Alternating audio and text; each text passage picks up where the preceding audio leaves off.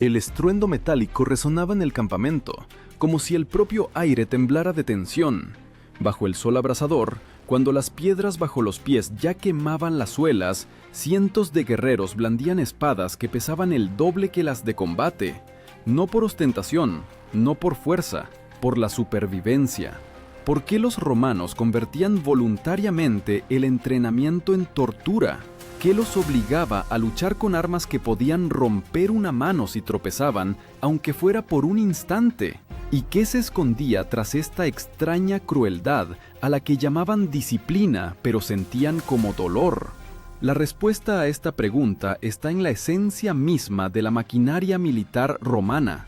El historiador antiguo Vegesio escribió que a los legionarios se les enseñaba a luchar con espadas el doble de pesadas que las reales, para que el combate real les pareciera más fácil que el entrenamiento. Este principio se convirtió en la piedra angular de la preparación del ejército romano. Así se forjaba una resistencia de la que dependía el destino de la legión. Estas espadas se llamaban rudis, un arma de entrenamiento de madera, pero con una hoja lastrada para que la mano del guerrero se acostumbrara a la carga máxima. Imagina cómo se veía esto. Una espada de madera, empapada en sudor, se desliza en la palma, los músculos arden, la respiración se entrecorta y el centurión no da tregua. Cada golpe se practicaba cientos de veces hasta que el cuerpo empezaba a moverse solo, sin pensar, sin dudar. Se entrenaban no por fuerza, sino por automatismo, para que en la batalla real no pensaran, solo actuaran. Este adiestramiento no era una leyenda romántica. Hallazgos arqueológicos bajo Cartago y Maguncia muestran restos de espadas de entrenamiento de madera, pulidas hasta la suavidad por miles de golpes. Esto significa que lo que describió Vegesio no es solo una bonita metáfora. Esto es la huella de su sudor, cristalizado en la madera. Los romanos llamaban a este enfoque con la palabra disciplina.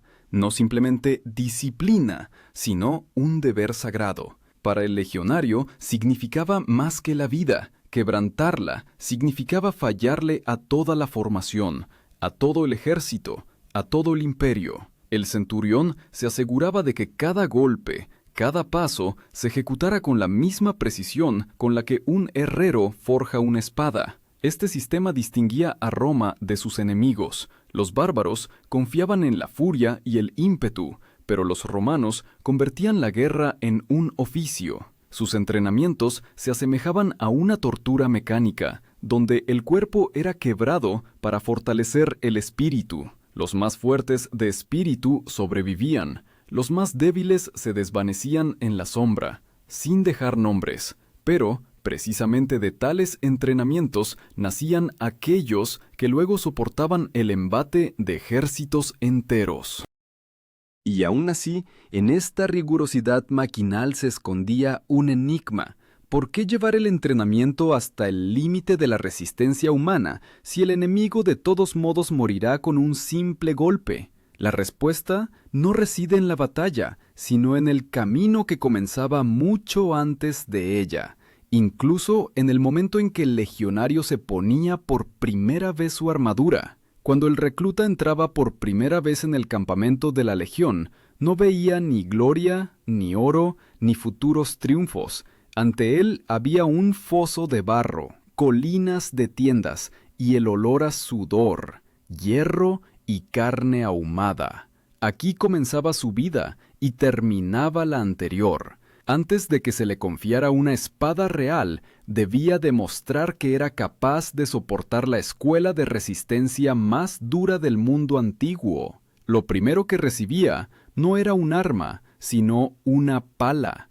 Y no porque los romanos no supieran luchar, sino porque cada ejército vivía en un campamento que se construía de nuevo cada día. Era un símbolo de orden. El campamento debía estar nivelado al milímetro, el foso de una profundidad determinada, la muralla de tierra de una altura exacta, Incluso el pernoctar se convertía en entrenamiento. Los historiadores escribieron que los centuriones verificaban que los soldados cavaran el foso con el mismo ahínco con el que luego romperían las filas del enemigo. Solo después de semanas de tal preparación, el recluta recibía una espada de entrenamiento, el pesado rudis, y un escudo de mimbre al que llamaban scutum. Este escudo medía casi 1,5 metros de altura y pesaba hasta 12 kilogramos, pero para los entrenamientos los centuriones lo lastraban con piedras para que las manos del soldado no conocieran el descanso. Bajo el sol de Italia o las lluvias de la Galia, el legionario asestaba golpes a postes clavados en la tierra. Estos blancos de madera se llamaban pali, simbolizaban al enemigo. Los golpes debían asestarse con precisión, en la garganta, en la cara, en la ingle, allí donde se podía matar más rápido. Vegecio escribió que la norma diaria consistía en no menos de 2 horas de entrenamiento continuo con armas. Pero muchos investigadores creen que en la práctica los entrenamientos duraban más, hasta que el soldado pudiera sostener la espada. El centurión no contaba los golpes, contaba los errores. Cada movimiento incorrecto era castigado públicamente, con vergüenza o con el látigo. En el campamento no había lugar para la piedad. Roma construía guerreros, no hombres. Fue entonces cuando el joven aprendía qué significaba la palabra centurio, un guerrero mayor, responsable de 100 hombres. Pero en realidad el centurión era más que un comandante. Él era la disciplina viva, el orden encarnado. Él se aseguraba de que los pasos coincidieran, los golpes sonaran al unísono, la respiración no se alterara. Él era el instrumento del propio sistema, en el que el hombre se convertía en parte de un mecanismo. Para fortalecer el cuerpo, se obligaba a los legionarios a marchar 25 kilómetros con el equipo completo. El equipo ascendía a casi 40 kilogramos, un casco de bronce, una cota de malla, lorica jamata, una espada gladius, una lanza pilum y comida para 3 días. Los fisiólogos militares modernos comparan tales cargas con el nivel de preparación de las unidades de élite de fuerzas especiales. Pero la diferencia es que los romanos lo hacían a diario, sin apoyo médico, sin descanso, sin elección.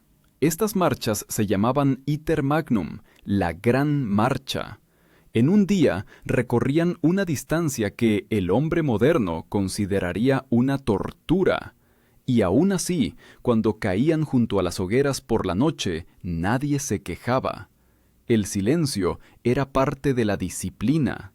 Solo el sonido de las piedras de afilar y las raras órdenes rompían el silencio.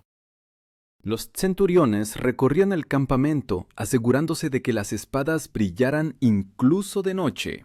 En los estratos arqueológicos bajo Glastonbury se han encontrado más de una docena de fragmentos de espadas de madera lastradas, yacían junto a huesos de animales, testificando la vida del campamento.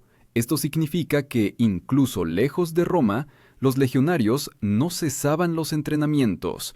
Cada golpe, cada gota de sudor los preparaba no solo para la batalla, sino también para la obediencia. Y en esto residía la gran lógica del ejército romano, el entrenamiento más duro que la batalla. Si sobrevivías en el campamento, sobrevivirías también en el campo. Pero incluso este principio tenía su continuación, porque un día los ligeros golpes a los postes de madera eran reemplazados por hierro de verdad, y entonces un pequeño error ya no costaba un latigazo, sino sangre. Así comenzaba la siguiente, la etapa más cruel, el entrenamiento en formación real, donde cualquier paso decidía no solo el destino de un solo hombre, sino también la supervivencia de toda la línea romana. Al amanecer, el aire del campamento resonaba con el metal. Se oía el sordo golpe de las espadas contra los escudos, el estruendo de los pasos, como si la tierra temblara bajo el peso de la disciplina romana. era el día de los ejercicios de formación, el momento en que cada legionario se transformaba en parte de una máquina de guerra viviente. Si antes golpeaba un poste de madera, ahora a su lado estaban otros como él, y cualquier movimiento en falso podía desbaratar la formación. El centurión caminaba a lo largo de la línea, con la mirada fría. El error de uno, la perdición de todos. Estas palabras se grababan en la memoria de todo aquel que empuñaba una espada. Los romanos llamaban a tal entrenamiento exercitatio, la práctica sistemática de técnicas como parte de una unidad. Pero esta palabra significaba más que ejercicio. Era una prueba en la que se forjaba la interdependencia. Cada guerrero debía saber cómo mantener la formación, cómo levantar el escudo cuando sonaba la trompeta y cómo marchar al mismo ritmo, incluso cuando la tierra bajo sus pies estaba cubierta de sangre. Polibio escribió que el ejército romano vencía no por cantidad, sino por su habilidad para moverse como un solo cuerpo. Para lograr esto, los soldados permanecían horas en formación bajo el sol abrasador. El centurión daba órdenes y la formación avanzaba, luego retrocedía, luego se movía lateralmente, como una ola que no se rompe, sino que sortea los obstáculos. Esta habilidad costaba vidas. Si un escudo se levantaba demasiado bajo, la lanza del enemigo atravesaría la formación y el vecino moriría. Por lo tanto, los entrenamientos se llevaban al automatismo. Los músculos debían recordarlo todo por sí mismos. Una de las formaciones más famosas se llamaba testudo, tortuga. Cuando los legionarios levantaban sus escudos sobre sus cabezas y los cerraban por los lados, se convertían en una caja de bronce, impenetrable para las flechas. Pero para lograr una tortuga perfecta, se necesitaban semanas de entrenamiento. Los escudos debían cerrarse herméticamente, como escamas, sin huecos. Los historiadores señalan que esta forma de formación salvó a los romanos bajo una lluvia de flechas en la Galia y Partia, donde los enemigos disparaban desde arriba. Un paso en falso rompía toda la formación, y entonces incluso los guerreros experimentados morían. Para tales ejercicios existían campos especiales, Campus Martius, el campo de Marte. Aquí la tierra estaba cubierta de arena para que las caídas no rompieran huesos, pero caían raramente. El centurión se aseguraba de que nadie cayera. Si caía, significaba que se había debilitado, y la debilidad en el ejército romano no tenía derecho a existir. Hallazgos arqueológicos bajo Colonia mostraron áreas de tierra pulidas con arena compactada, rastros de campos de entrenamiento. Los científicos suponen que cientos de guerreros se ejercitaban en ellos a diario. La capa de ceniza atestigua. Las hogueras ardían incluso de noche, porque los entrenamientos no cesaban cuando el sol se ponía. Los legionarios practicaban las señales del trompetista, el cambio de formaciones, los ataques repentinos. El trompetista, o cornicen, era el nervio del ejército. Sus señales reemplazaban las palabras. 1 sonido, reorganizarse. 2, atacar. 3, retirarse. El centurión solo vigilaba que las órdenes se ejecutaran instantáneamente. Esta precisión silenciosa asombraba incluso a los enemigos. El historiador griego Diodoro escribió que los romanos se movían sin gritos ni caos, como si no fueran personas, sino un mecanismo. Tal silencio era más aterrador que cualquier grito de guerra. Significaba control. En este control residía la filosofía de Roma, la victoria a través del orden. Donde otros se lanzaban con furia, el legionario levantaba el escudo en ángulo, cubría a su vecino y esperaba la orden. Sabía que su vida era parte de la geometría general de la batalla. Para alcanzar este estado, los legionarios repetían las maniobras durante horas. Polibio escribió que durante los ejercicios los soldados realizaban todas las acciones con sus armas como si estuvieran en una batalla real. Lanzaban lanzas, esquivaban golpes imaginarios, cortaban el aire con la espada, sintiendo su peso, y volvían a cerrar la formación. Cada día, lo mismo, hasta el agotamiento. Solo así, los romanos creaban su fuerza invencible, no en la hoja de acero, sino en la armonía de manos, pies y respiración de cientos de hombres. No solo entrenaban, aprendían a ser parte de un corazón único que late regular y sin miedo. Pero todo esto era solo preparación. La verdadera prueba comenzaba cuando ya no se luchaba contra un poste ni contra un compañero, sino contra un enemigo vivo, donde todo lo aprendido debía funcionar en un instante. Era allí donde se verificaba el precio de cada golpe de espada, más pesada que la real, y de cada gota de sudor derramada en los campos de Marte. Cuando sonaba la trompeta, el tiempo parecía detenerse.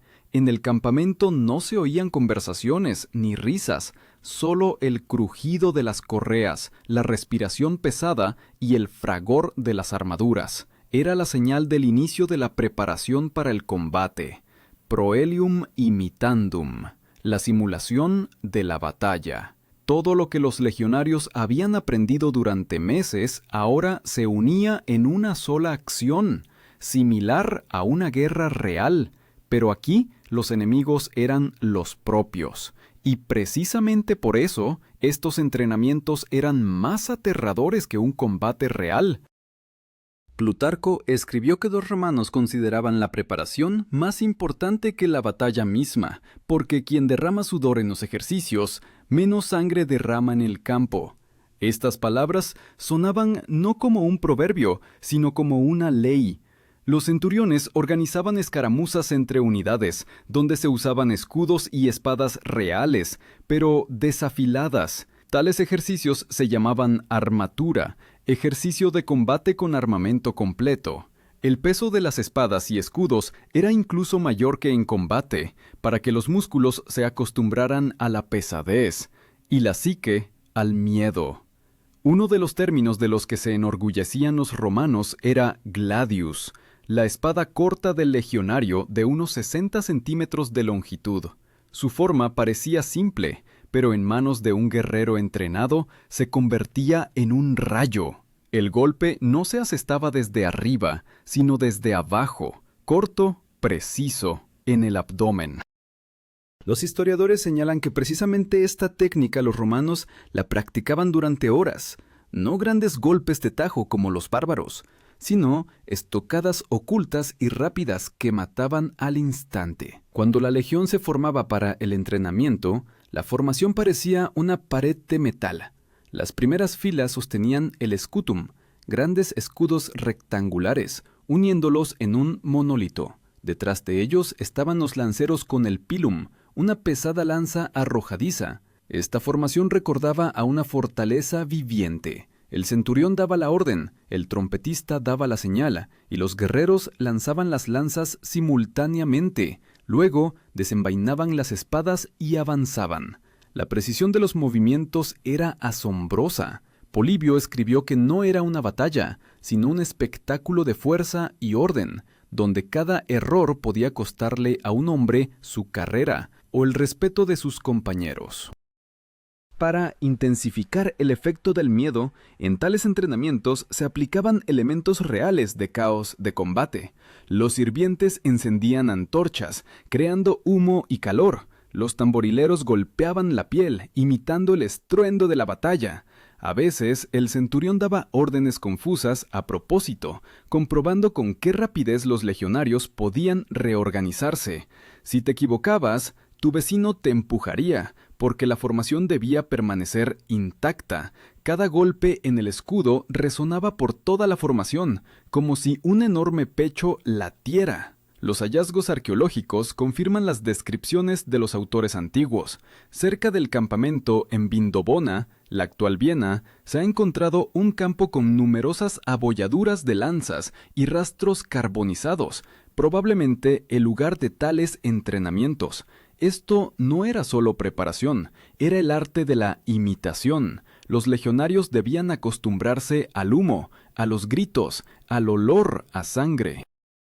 Los historiadores creen que durante tales ejercicios no era raro que ocurrieran heridas y a veces incluso muertes, pero incluso la sangre en el entrenamiento se percibía como parte del ideal romano, virtus, que no significaba simplemente valentía, sino valor unido al autocontrol. Morir durante el ejercicio se consideraba más honorable que vivir como un cobarde en el campo de batalla. El filósofo Séneca escribió que el romano aprende del sufrimiento, como el herrero del fuego. Y en efecto, el entrenamiento en la legión era una combustión constante. Primero el cuerpo se rompía, luego la voluntad, luego solo quedaba una cosa, el hábito al dolor, al cansancio, al miedo. Historiadores modernos como Adrian Goldsworthy señalan que precisamente este sistema hizo invencibles a los romanos. Su fuerza no residía en las armas, sino en que su mente subyugaba al cuerpo. No luchaban, realizaban tareas como un mecanismo. Incluso en pánico permanecían en formación. Y aún así, en esta inhumanidad eficaz se escondía una paradoja. Cuanto más mecánico se volvía el legionario, menos humano quedaba en él. Se le enseñaba a no sentir, a no compadecer, a no dudar, pero precisamente esta ausencia de dudas lo convertía en el arma principal de Roma. Y cuando llegó el momento de la batalla real, ya no distinguían dónde terminaba el entrenamiento y dónde comenzaba la guerra, porque para ellos ambos eran parte de un ritual infinito de supervivencia. Cuando la legión salía de campaña, la disciplina no terminaba, solo se hacía más dura. Cada día era como la continuación de una pesadilla de entrenamiento, solo que ahora, en lugar de postes de madera, tenían delante montañas reales, ríos y enemigos. La guerra comenzaba mucho antes del choque con el adversario, comenzaba en la marcha. Los legionarios se levantaban antes del amanecer. Recogían el campamento, desarmaban las tiendas, descargaban el equipo y avanzaban de 20 a 30 kilómetros al día, llevando consigo todo lo necesario para la vida y el combate. Su apodo Muli Mariani, Mulos de Mario, nació en tiempos de las reformas de Cayo Mario, cuando cada soldado debía llevar su destino a cuestas. El peso del equipaje alcanzaba los 45 kilogramos, armas, casco, cota de malla, efectos personales, olla, comida, herramientas y una parte de los bienes comunes. Los soldados marchaban en columna de 4 personas por fila. Cada paso era marcado por el tambor y la trompeta. Delante, los exploradores y los portaestandartes. Detrás de ellos, las centurias y luego el tren de suministros. Los romanos llamaban a este movimiento acmen ordinatum, es decir, columna ordenada. Incluso en el camino, su formación permanecía ideal, como si la propia tierra obedeciera el ritmo romano. Polibio escribió que, en promedio, una legión recorría 20 millas romanas al día, unos 30 kilómetros, y después de eso no descansaba. Por la tarde, los legionarios construían el campamento, cada día uno nuevo. Fosos, empalizadas, zanjas, torres, puestos de guardia. Según el reglamento de Vegesio, todo esto no debía llevar más de 2 horas. El campamento era sagrado. Si no se construía según las reglas, al amanecer podían ejecutar al centurión de guardia. Tal combinación de carga física y moral convertía a los legionarios en casi superhombres. Los fisiólogos modernos han calculado que el gasto energético de un guerrero romano en campaña superaba las 4.500 kilocalorías al día, el nivel de un maratonista que corre a diario. Y aún así, los guerreros aguantaban semanas, meses. Su ración incluía grano, sal, vinagre, carne, una mezcla sencilla pero nutritiva. Según testimonios de arqueólogos, en algunos campamentos se encontraron restos de animales, lo que confirma que la carne realmente formaba parte de la ración diaria. Pero la comida no era la principal fuente de fuerza. Lo principal era la disciplina, esa misma regla sagrada a la que veneraban. En el campamento no se podía hablar en voz alta, no se podía dejar el arma sin limpiar, no se podía discutir con un comandante. Si se infringía, el castigo era inevitable. En el mejor de los casos, privación de la ración. En el peor, decimatio, la diezma, cuando cada 10º soldado era ejecutado por la cobardía de toda la unidad. Este antiguo ritual era más aterrador que cualquier enemigo. Mantenía a la legión en obediencia, no por miedo a la muerte, sino por la vergüenza ante sus compañeros. Los centuriones, a su vez, no tenían derecho a sentir lástima por la gente. Se les llamaba spina legionis, la columna vertebral de la legión. Recibían el doble de ración, pero también asumían el doble de responsabilidad. Si un soldado raso caía de cansancio, el centurión lo levantaba con un golpe de vitis, un látigo de sarmiento, símbolo de autoridad.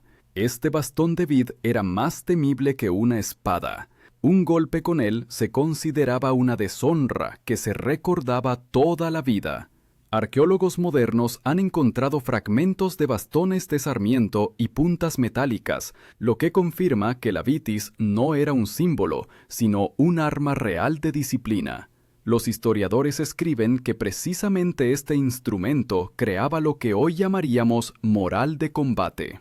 A veces, durante los traslados, los centuriones organizaban entrenamientos cortos directamente en el camino. En el descanso, los legionarios debían practicar una maniobra, una formación, un lanzamiento de lanza.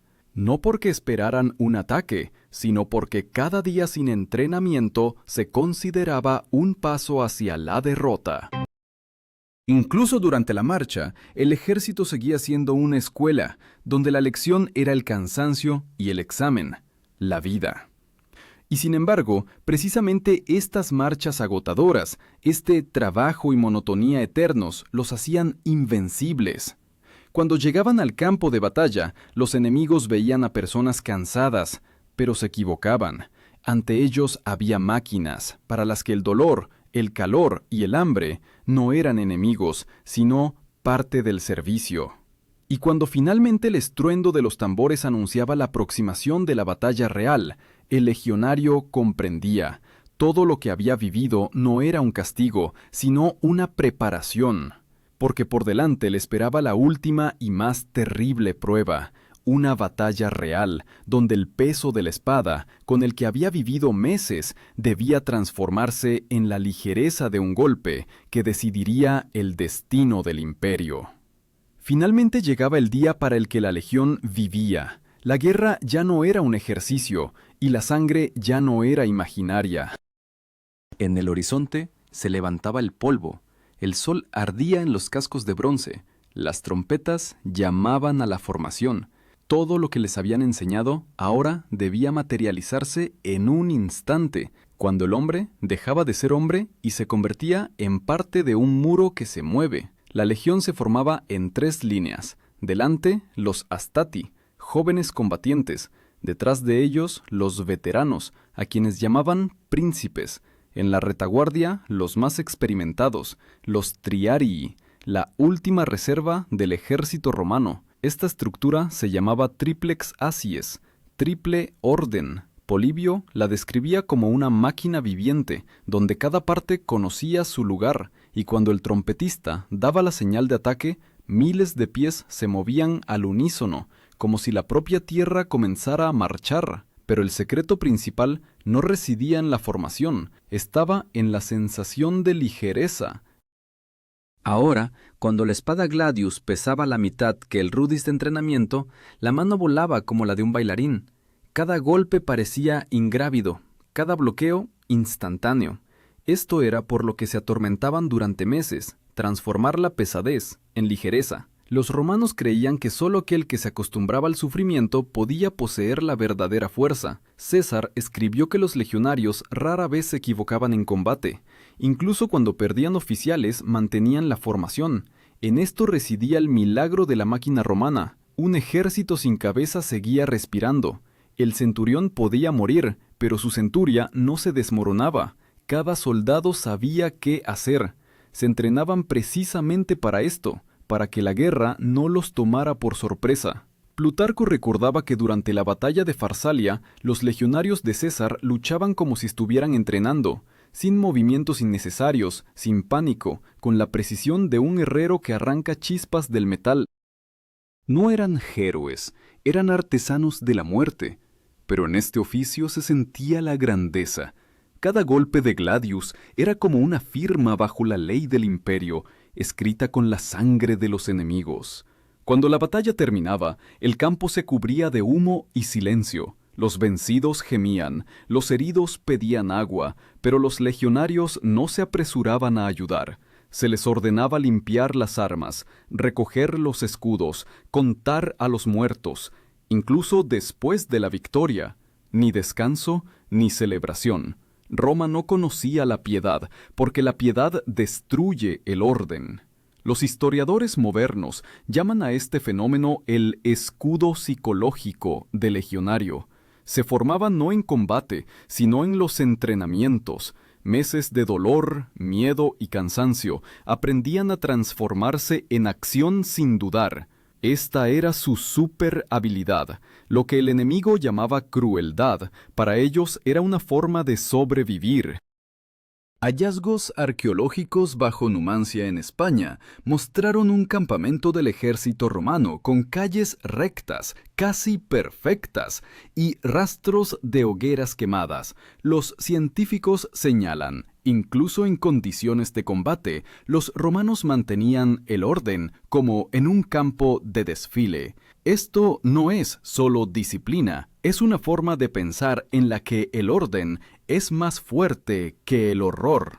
Cuando, por la noche, después de la victoria, regresaban al campamento, todo comenzaba de nuevo: la limpieza de las armaduras, la reparación de las correas, la revisión de las armas. Para ellos no existía el fin de la batalla, solo existía el servicio. Y en algún lugar entre el golpeteo de las piedras de afilar y el crepitar de las hogueras, resonaba la verdad de Roma: la fuerza nace en la repetición. Y aquí se abre el mismo bucle con el que todo comenzó.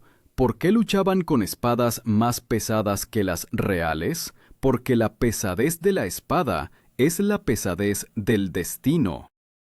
Roma enseñaba a sus guerreros a soportar lo invisible, para que pudieran vencer lo visible. Cuando iban a la batalla, sus músculos ya conocían el dolor y la mente el silencio. Aquel que sabe guardar silencio bajo el peso del dolor ya es invencible. Y ahora, sabiendo esto, solo queda una pregunta. Si estuvieras de pie junto a ellos, bajo el sol, con una carga de 40 kilogramos sobre los hombros y una espada que te rompe la mano, ¿habrías soportado al menos un día en la formación romana? Porque la fuerza de estas personas no reside en el hierro, sino en que aprendieron a ser más fuertes que el propio sufrimiento. Y quizás, precisamente por eso, Roma no cayó por los enemigos, sino porque dejó de enseñar a sus hijos a empuñar una espada más pesada de lo necesario.